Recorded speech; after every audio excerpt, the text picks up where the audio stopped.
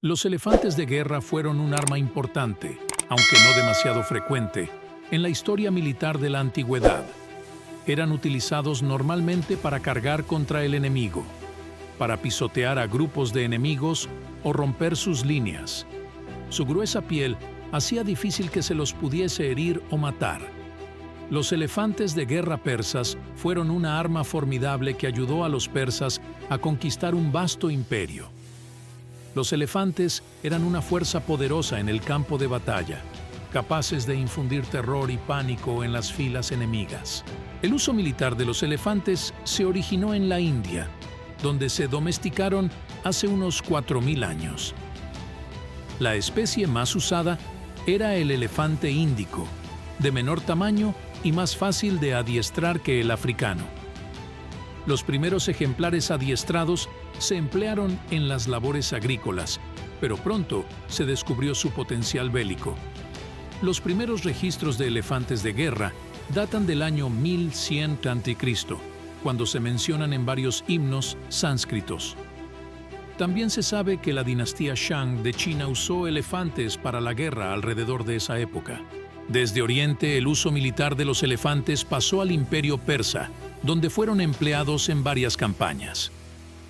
El primer choque entre europeos y elefantes de guerra ocurrió durante la batalla de Gaugamela, 331 a.C., que enfrentó al rey persa Darío III con Alejandro Magno. 15 elefantes de guerra estaban situados en el centro de las tropas persas, pero no pudieron impedir la victoria de Alejandro, que quedó impresionado por estos animales y los incorporó a su propio ejército. 5 años después, en la batalla de Lidaspes contra el rey Poros, Alejandro se enfrentó a 200 elefantes de guerra, que le causaron muchos problemas, aunque logró salir victorioso.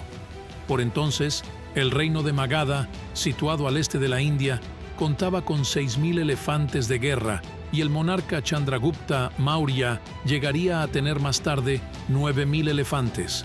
Los elefantes de guerra persas siguieron siendo una amenaza para los ejércitos griegos y romanos, que tuvieron que idear estrategias para contrarrestarlos. Una de ellas era usar jabalinas, flechas o fuego para herirlos y hacerlos huir, provocando el caos en las filas propias y enemigas. Otra era abrir huecos en la formación para dejar pasar a los elefantes y atacarlos por los flancos o por detrás.